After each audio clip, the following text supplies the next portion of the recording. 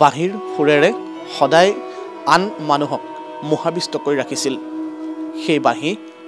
বাঁহীৰ সুৰ আমাৰ মাজৰ পৰা হেৰাই গ'ল কিন্তু সেই প্ৰাণৰ বাঁহীৰ সুৰ লৈ এইবাৰ আকৌ প্ৰিয় গুৰুক তেওঁলোকে শ্ৰদ্ধাঞ্জলি জ্ঞাপন কৰিছে আৰু মোৰ পাছফালে এয়া গুঞ্জৰিত হৈছে বাঁহীৰ সুৰ আজি দীপক শৰ্মাদেৱক শ্ৰদ্ধা জনাই তেওঁক স্মৰণ কৰি তেওঁৰ শিষ্যসকলে এনেদৰেই আজি বাঁহীৰে তেওঁক স্মৰণ কৰিছে 12 ঘণ্টা অখণ্ড বাঁহীবাদন আজিৰ দিনটোত আমি দেখিবলৈ পাম তেওঁলোকৰ বাঁহীৰ সুৰেৰে শ্ৰদ্ধাঞ্জলি জ্ঞাপন কৰা এনে এক দৃশ্য এতিয়া আপোনালোকে শুনি আছে কেৱল বাঁহীৰ সুৰেৰে জীপাল হৈছে পৰিৱেশ আৰু এই বাঁহীৰ সুৰেৰে বিশ্ব খ্যাতি অৰ্জন কৰা বাঁহীবাদক দীপক শৰ্মাক শ্ৰদ্ধাঞ্জলি জ্ঞাপন কৰিছে দীপক শৰ্মা আমাৰ মাজৰ পৰা হেৰাই যোৱা কেইবাদিনো হ'ল কিন্তু আজিও তেওঁক বিচাৰি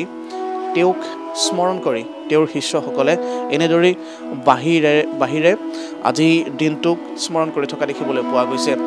আমি এই পৰিৱেশটো দেখুৱাইছোঁ এয়া দীপক শৰ্মাৰ বাসগৃহৰ পৰিৱেশ আমি পৰিৱেশটো এই কাৰণে দেখুৱাইছোঁ কাৰণ আমাৰ মাজৰ পৰা হেৰাই যোৱা দীপক শৰ্মাক আমি এনেদৰেই বাঁহীৰ মাজত চিৰদিন বিচাৰি পাম এই সুৰ এই যি পৰিৱেশ আমি দেখিবলৈ পাইছোঁ আজিৰ দিনটোত মই বাইদেউক লগ পাইছোঁ অকণমান কথাটো পাতোঁ আমাৰ মাজৰ পৰা তেওঁ হেৰাই গ'ল তেওঁ নাই যদিও আমি তেওঁক সদায় স্মৰণ কৰিছোঁ তেওঁৰ শিষ্যসকলে স্মৰণ কৰিছে কি ক'ব বিচাৰিব সেইকাৰণে আজি মানে এই অনুষ্ঠানটো ৰখা হৈছে তেখেতক স্মৰণ কৰি ৰখা হৈছে সেই তেখেতক জীয়াই ৰাখিব লাগিব আমি এনেকৈ কাৰণ তেখেতক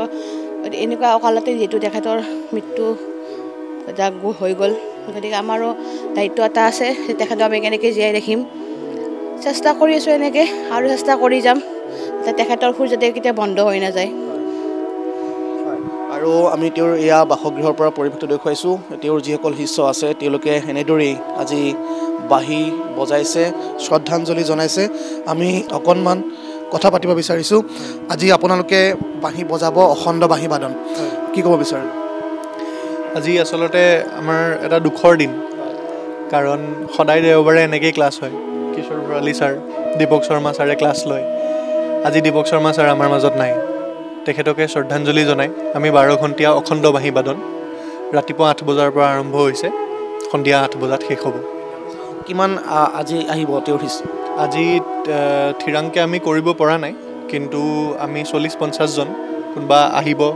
বেলেগ সময়ত তেনেকৈ আহি আছে বুলি আশা কৰিছোঁ মানে 8 বজালৈকে চলিয়ে থাকিব হয়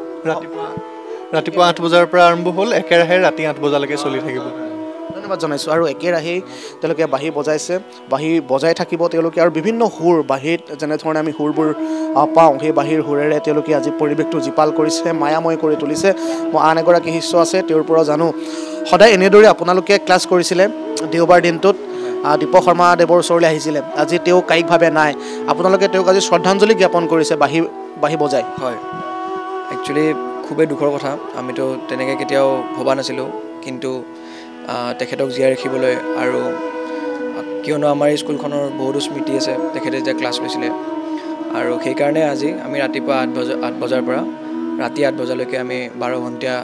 নন ষ্টপ একেৰাহে আমি বাঁহীবাদন কৰিম আৰু এয়া আমাৰ প্ৰথম চেষ্টা আমি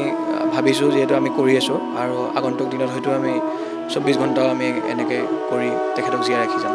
তেওঁৰ যিবোৰ স্মৃতি বা তেওঁৰ যিবোৰ সৃষ্টি সেইসমূহকো আপোনালোকে আগুৱাই লৈ যাব লাগিব হয় তেখেতে আমাক সদায় কৈছিলে ভালকৈ শিকাৰ কথা ভালকৈ বজোৱাৰ কথা আৰু বাঁহীটো মানে তেনেই সাধাৰণভাৱে নহয় ভালকৈ শিকি মেলি বজোৱাৰ কথা তেওঁ কৈছিলে গতিকে সেয়াই আমি যিধৰণে আমাক শিকাই গৈছে সেই ধৰণে চেষ্টা কৰি যাম এনেদৰেই তেওঁলোকে মনৰ কথাবোৰ কৈছে আৰু যিগৰাকী গুৰু দীপক শৰ্মাই সদায় এইসকল শিষ্যক লৈ সপোন দেখিছিল বিভিন্ন ধৰণৰ পৰিকল্পনা আছিল ভৱিষ্যতৰ কাৰ্যপন্থা আছিল যদিও সেইগৰাকী শিল্পী আমাৰ মাজত নাই তথাপিও তেওঁ দেখুৱাই থৈ যোৱা এই বাটবোৰে এই সৃষ্টিবোৰে সদায় আমাক অনুপ্ৰাণিত কৰিব নতুন প্ৰজন্মক অনুপ্ৰাণিত কৰিব